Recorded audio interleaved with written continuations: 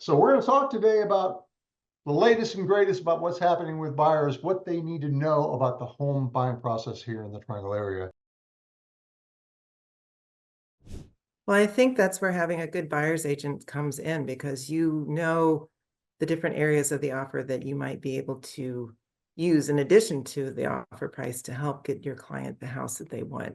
And that comes from speaking with the listing agent, figuring out what really is important to the seller, because as you said, there are many other items in that offer. The price is obviously always going to be number one, but there are other things that may be more important. So they may take 1,000 or 2,000 less if there's something else to them that is way more important. It might be a closing date, it might be a lease back, rent back. There's many different things. So having a good buyer's agent, they can help you figure out how to craft a really good offer. And we always say here at Team Armand, in real estate, everything's negotiable. I mean, seriously, keep that in mind. No, that's true. So we talked about that due diligence period and the due diligence fee. Michelle, that means overall, what that means doing your due diligence. What's involved with that? Well, first, let me talk a minute about due diligence. So due diligence, people get confused, and North Carolina is a little different with our due diligence policy. Due diligence is an amount that you pay. The check goes directly to the seller. The due diligence fee. The due diligence fee. And that goes directly to the seller, and they get to keep that fee if you should decide for any reason to back out. That is their sole compensation for them taking the house off of the market and allowing you the time and the ability to do your due diligence, which we'll talk about in a second. It is not. However, that due diligence amount is also applied to the final purchase price of the house. So I always work really closely with my clients to make sure when we put in an offer and when we figure out the amount for the due diligence, generally they know they're not going to back out unless something crazy comes out during the due diligence period. But again, everything is negotiable, so you can try to negotiate any repairs. So the due diligence fee goes directly to the seller, and they keep that if you back out. The earnest money amount is kept in escrow by the closing attorney, and that goes back to the buyer should they decide to back out. Otherwise, again, that is applied to the final purchase price of the house. And during due diligence, we do a home inspection. We always recommend a radon inspection and pest inspection, but there's other inspections that the house may need as well. If you are on a well and septic, I always encourage my clients to have a well and septic inspection, because septic repairs can be very expensive. A septic inspection is more pricey too, but it is worth it 100% of the time. And then there's the last part of the survey. There's a whole lot of more options of inspections. You can do chimney, pool, but a survey is another thing that is very important, because sometimes there's encroachments by your neighbors. Maybe you're encroaching on somebody's lot. You can get those that an encroachment is a cloud on the title and has to be fixed by the seller. Right. And if you don't get a survey and there is an encroachment, then that becomes your problem when you close. And if the next person, when you go to sell it, does a survey and says, oh, this fence is 3 feet in my yard, you have to fix that. Or you have to come up with an agreement. It doesn't always have to be moved. You can come up with an encroachment agreement that everybody agrees to. There's ways to fix these, or it can be complicated though. I've had one, like I mentioned before, with the driveway where half of it's in the neighbor's yard. So we had to that was a challenge and required, again, a lot of knowledge and expertise and took time, but we were able to get that fixed. Getting back to the due diligence period and the due diligence fee, Michelle, approximately how much money are we talking about here with the due diligence fee that is non-refundable? So it depends. It depends on the price point of the house, and it depends on what I call the it factor. Some homes have the it factor that everybody has to have that house for whatever reason. Gotta have it, gotta have it. Gotta have that house. So if it has the it factor, you are going to have to pull out your checkbook, because part of it is price, but the other part is due diligence. And part of the reason they want a higher due diligence fee, it shows your commitment to buying the house. If you put in more money, yes, it's a risk to you, but we always double check everything before you even put in that offer. But they know that you're pretty committed and you're going to move forward with that offer. So that's why that plays in a multiple bid situation. It helps the seller know, okay, this person really wants to buy my house. and isn't just going, well, maybe I'm interested. They have committed. So it varies. It totally varies on the price point to whether or not there's multiple offers on the table. If there are not multiple offers on the table, you can do a much more A uh, smaller, much smaller. smaller. Yeah, you could just do a smaller. Doesn't have to be as extravagant. I'm going to go ahead and put solid numbers on this for everyone out there. So when the due diligence fee idea process was introduced here in North Carolina, it was a very strong buyer's market. So the actual amount of the due diligence fees that we were seeing were as low as $200. Right. $100 was actually a lot. $1,000 was like, oh my gosh, these buyers really want this house. But as it slowly switched to being a seller's market, we started seeing that due diligence fee getting much more. $1,000 was common, $2,000 was common, and then in the super strong seller's market that we saw in years 2020, 21, 22, where the multiple offers on everything, buyers literally had to start with $10,000. And with multiple offers, we saw $20,000, we saw $50,000. I did one deal where it was $250,000 due diligence fee on that one house.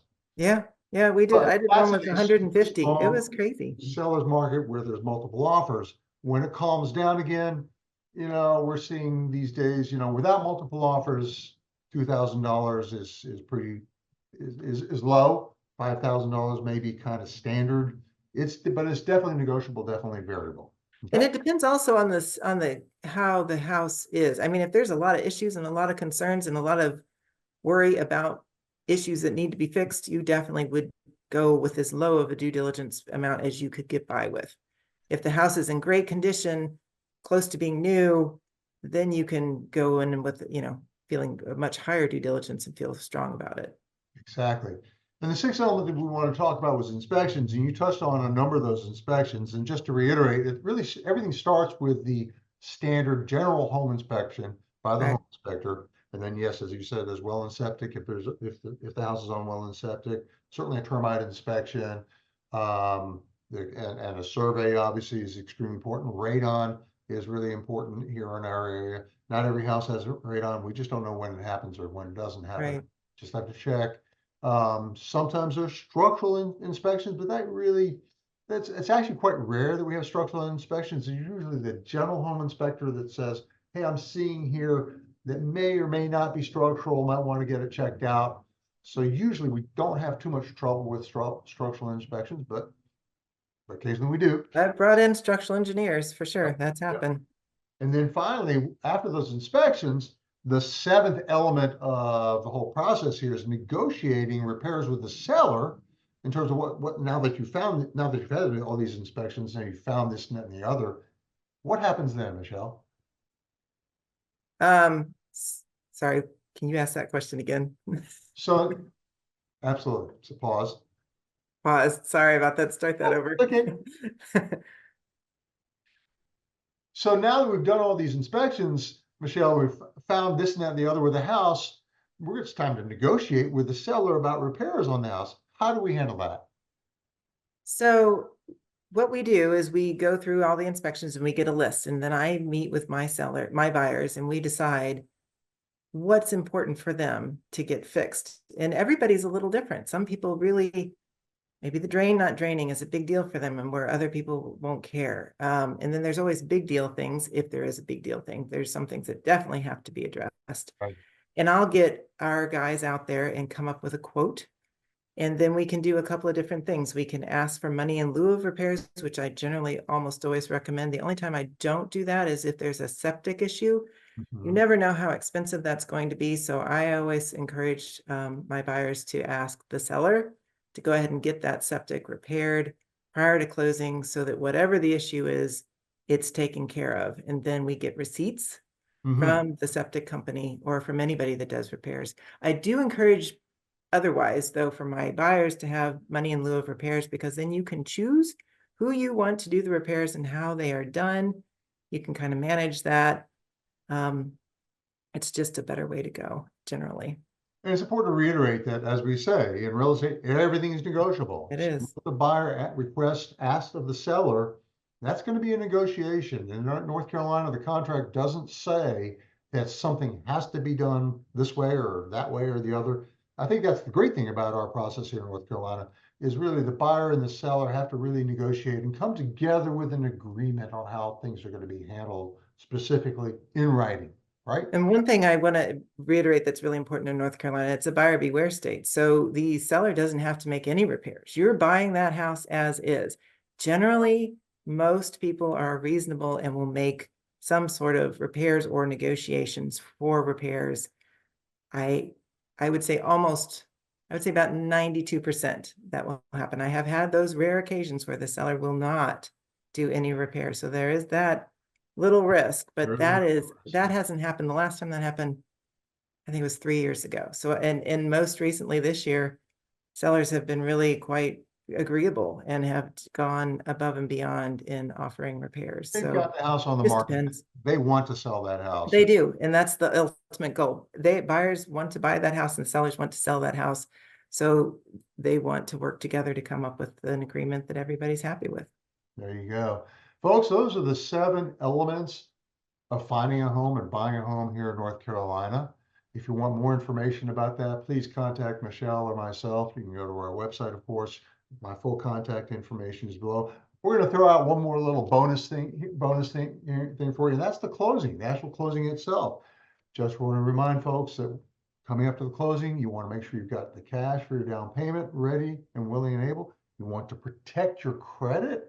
Don't buy a new car the week before your closing. Don't go to France for a vacation the week before closing, because that affects your credit, and your lender is going to check on your closing your credit right before the closing, make sure that it's still good.